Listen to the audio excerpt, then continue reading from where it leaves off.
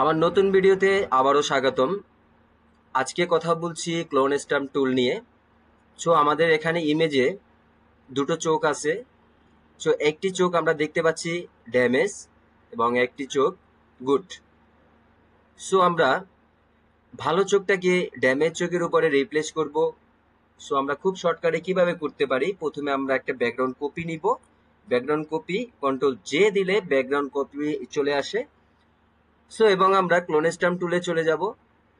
এখানে যদি আমরা চলে যাই, রাইট বাটন ক্লিক করে ক্লোন স্ট্যাম্প টুলটা নিয়ে নিব। শর্টকাট হচ্ছে এস। এরপরে যদি আমরা উপরের বারে চলে যাই, উপরে বারে দেখতে পাবো টুগল দা ক্লোন স্কোর প্যানেল। সো ক্লোন স্কোর প্যানেলে যদি আমরা ক্লিক করি এরকম বার আসবে।